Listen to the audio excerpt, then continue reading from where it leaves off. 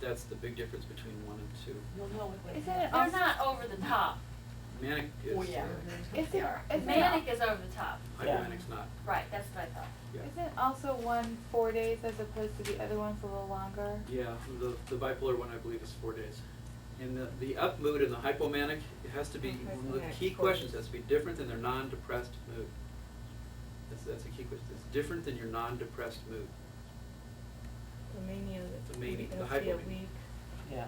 Mania is a Or they week, have to be hypomania is hospitalized. 4 days, is Yeah, that right? hypomania. Yeah. Yeah. Yeah. Actually, I have the criteria in the very back. I Xerox DSM-4 because I know most people don't probably curl up with the fireplace with it.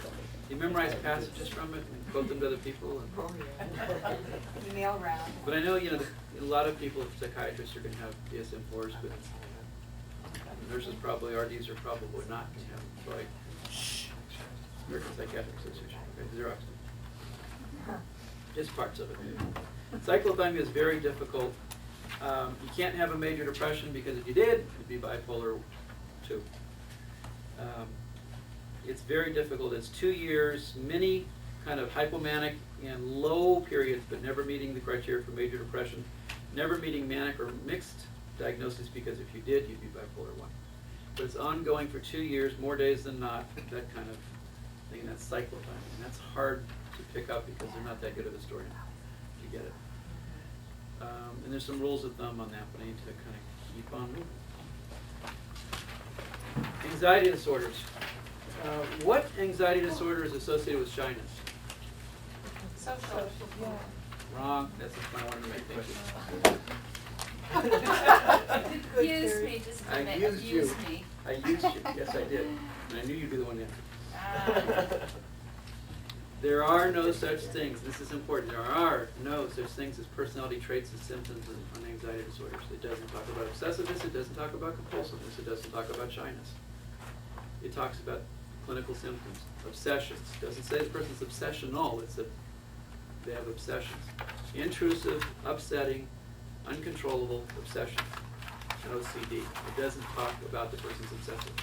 We joke about them coming to clean your house. The OCD person, they might be a slob.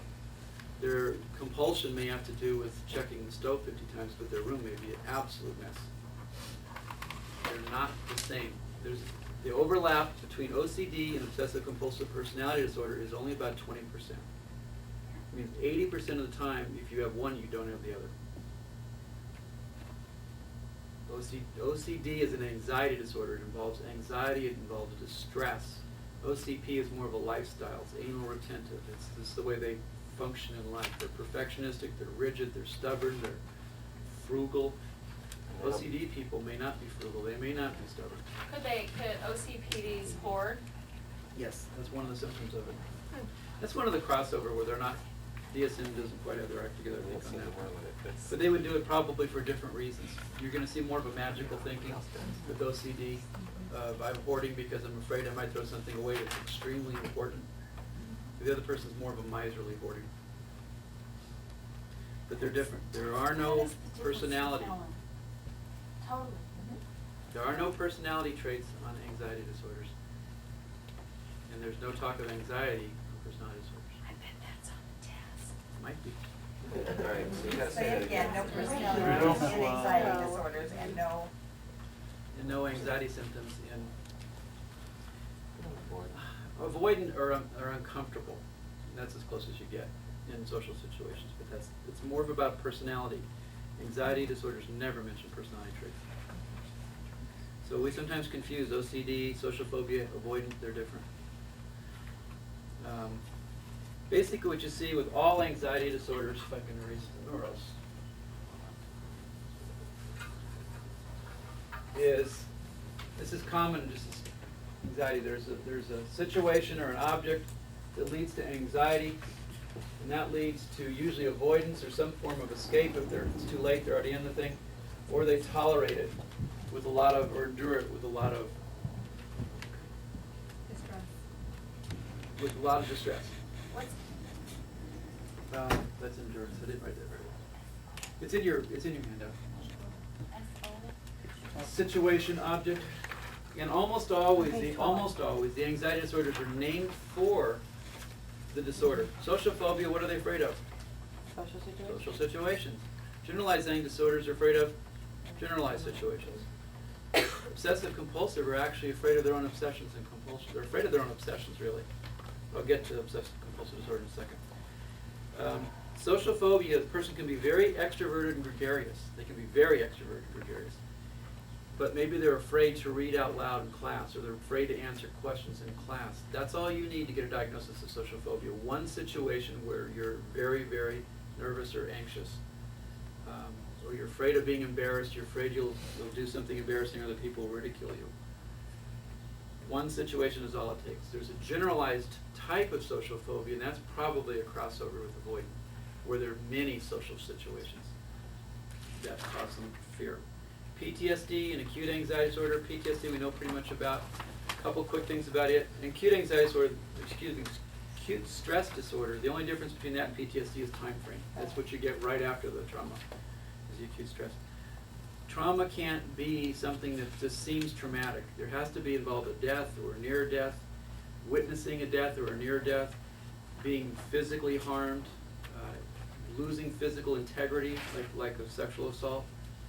It can't be my mother was mean to me and I was traumatized by that. You cannot get PTSD from that. It may be very traumatic, but it's not PTSD. It has to be a very specific type of trauma. The other thing about PTSD, you have to relive it in some way. Bottom line, you have to relive it. You can be raped and have terrible anxiety because of that, but if you don't relive it, it's not technically PTSD.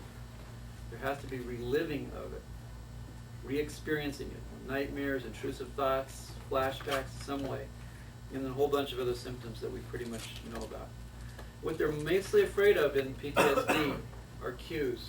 Remember, they're named for, the disorders are named for what we're afraid of over here. What they're afraid of any cues that remind them, physical or psychological cues that remind them of trauma, which then trigger anxiety, so they avoid the cues. Anything to do with the disorder. Panic disorder. Panic attacks and panic disorder are two different things. With panic disorder, at least two of the panic attacks have to have been spontaneous, and at some point in the disorder, they had to worry about what it meant. If you're sitting here and all of a sudden your heart goes boom, crazy, you start sweating and shaking and feeling like you're going to die, you're going to say, my goodness, what was that? So you're going to wonder about where is that coming from? Am I going crazy? Am I having a heart attack? Am I having a stroke? So at some point in the disorder, you have to have a question, a fear, what does this mean? What does the trauma mean? And or you're afraid it's going to happen again. And so that's really the primary thing of panic attacks is they're afraid it's going to happen again. They get anticipatory anxiety, which triggers the panic, which creates this cycle. I'm going to try to explain that in a lot more detail and stuff here. Agoraphobia is simply fear of going out to places usually associated with panic disorder, but not necessarily. There is agoraphobia without panic disorder, where they have panic-like symptoms, but they don't meet criteria for panic disorder. OCD. Obsessions are impulses, images, or thoughts. They don't have to be thoughts. It can be, you can picture yourself doing a sexual act that is really repulsive to you, and maybe you can't stop picturing that. That's an obsession, even if there are no words associated with it. I can have an impulse to take this stand and hit Ken over the head with it. But if I'm not angry with him, and there's no reason, it's not egocentric, it's not something I want to do, it's just I'm overwhelmed by this thought that I could do this, I could pick this up and hurt him. My gosh, that's terrible. What kind of person am I? That's an obsession. Images, impulses, And thoughts. And so the obsessions, and the difference between an obsession and a compulsion is this. We always think of obsessions as thinking, mental, and compulsions as behaviors. That's not it. That's not it. Obsessions are mental, but they always raise anxiety and distress. Compulsions are designed to lower anxiety and distress. Compulsions can be mental. If I have this image of hitting Ken with the thing, that impulse comes in, I may count to 15 over and over and over and over again in my head. You don't see it. It's a compulsion to try to distract and relieve the anxiety that comes from the impulse to hit. Compulsions can be mental, which means if you're assessing it, I don't see OCD behaviors in this patient. You may not see them. They may be mental and they're reluctant to talk about them anyway. You have to ask. And you can have obsessions or compulsions. You don't have to have both for the diagnosis, so you typically see them. Again, obsessions raise the anxiety, compulsions lower it. That's the difference, not whether they're mental or behavioral. You don't have to have both. The one thing about simple phobia, we're not going to go with simple phobia, we seldom see it, and when we do, it's not one of the major issues. Anxiety NOS, there's a specific use of anxiety NOS where an eating disorder, an anorexic, will not go out into social situations because of her body image. That's anxiety NOS. It's not body dysmorphic, but it's not agoraphobia, but it's considered anxiety NOS because there's anxiety about going out because of an Axis 1 disorder like anorexia. And then there's a table that shows you the diagnosis, the feared object or situation, the symptoms, and how they avoid escape.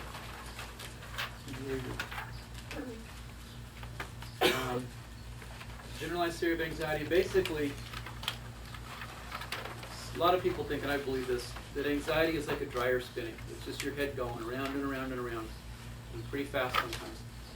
The content, whether it's social phobia, OCD, separation anxiety disorder, fear that your parents are going to die or something's going to happen to them, that's the content. That's like clothes thrown into the dryer. And I think what's inherited probably, and what they're going to discover, is that the brain has a tendency to obsess and be anxious. What it obsesses about and anxious depends on the environment. Depends on learning issues. And so you can often see a patient go from separation anxiety disorder when they're very young, because that's what they would fear at that point, would be losing mom and dad. Then maybe they'll go into kind of an OCD where they're washing their hands a lot, and then all of a sudden, boom, around puberty, you start seeing eating disorders. Because they're flipping from worrying about losing their parents to getting sick to the body image, because that's what's happening to them developmentally. Okay, moving on from anxiety disorders. Axis 2, our favorite. Axis 2 is basically broken down into three clusters. Cluster A is kind of from a psychoanalytic model. Cluster A is from typically psychosis-like paranoid schizophrenia. Schizoid is kind of a symptom of schizophrenics, that withdrawn, non-connectedness. Schizotypal, which is the kind of crazy bizarreness of the, at a lower level. So it's like psychosis. And on the other end, you'd have obviously neurosis. And in the middle, what's the border between psychosis? Borderline. So you have A, psychosis, B is the borderline, and C is the neurotic. Up here you have paranoid, schizoid, schizotypal. Here you've got borderline, narcissistic, antisocial,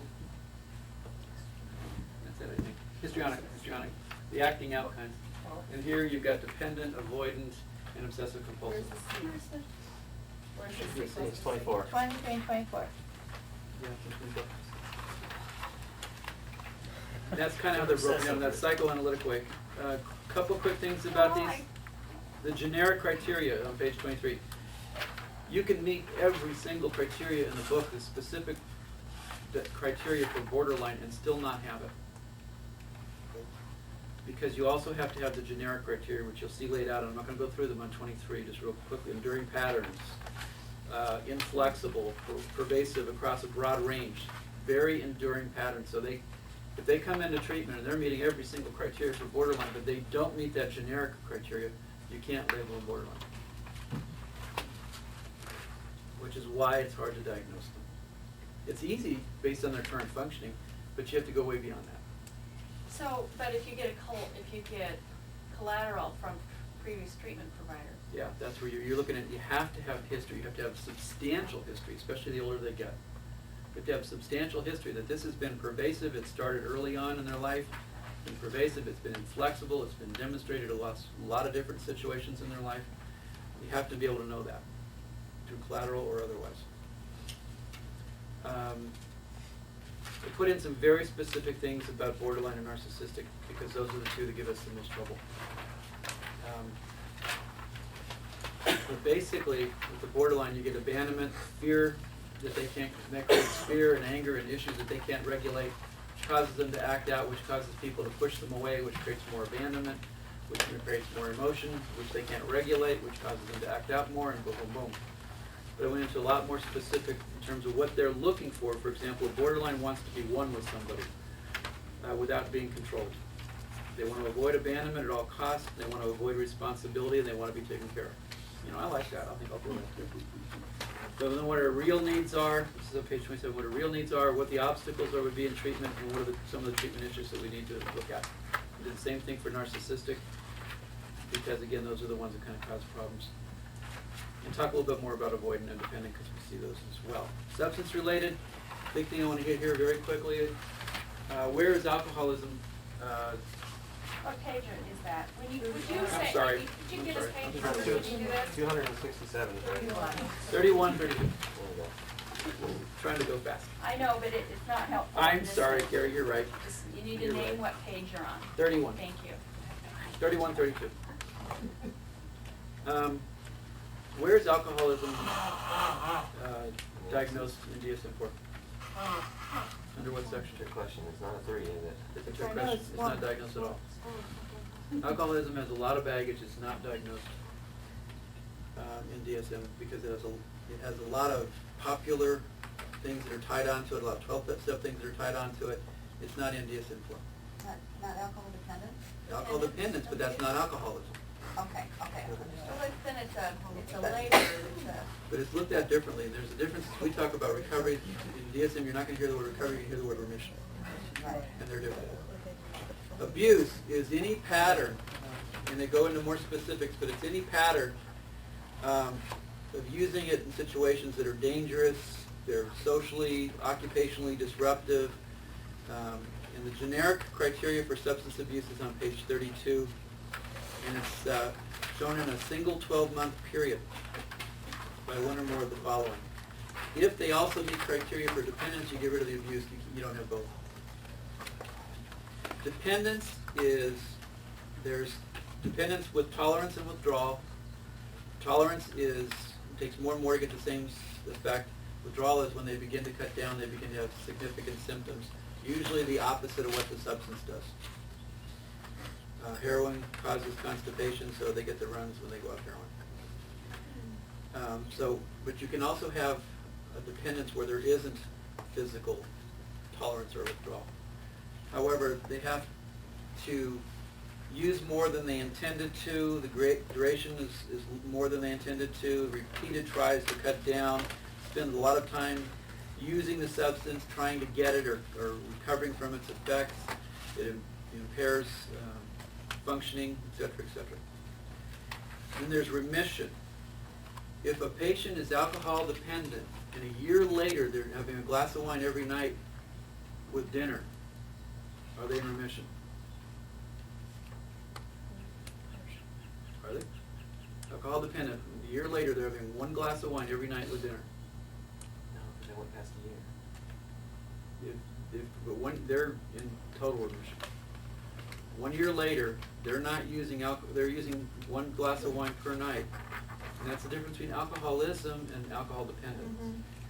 They are in complete 100% sustained full recovery, remission. Remission means that they don't meet criteria for abuse, any of the criteria, or dependence. Drinking one glass of wine with dinner is not an alcohol abuse, according to DSM. So, according to AA, they would not be in recovery, but according to DSM, they're in remission. It's almost easier concept to think about with any illegal drug, because while it's illegal and we might all agree that it's not good for them, they can still be in remission if they're not using it in a way that's potentially damaging or causing them some social, occupational, whatever functioning problem. Like our patients that are underage and drink alcohol, or our patients that smoke marijuana regularly. It doesn't mean they necessarily meet criteria for an abuse.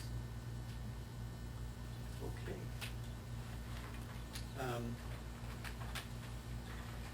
Just got a note from Mary. I'm done. I'm going to skip over my legal ethical thing. I'm not going to go over that tonight. It's very much outlined in here. You don't need me just to repeat what's already said. Marion said Jody was going to come over to talk about nutrition real quick. Yeah, would you do that?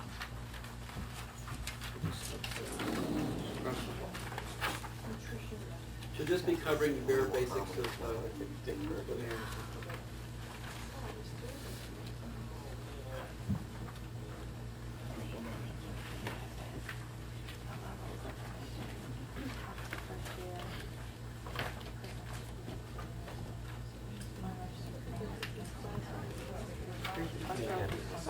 Nervous about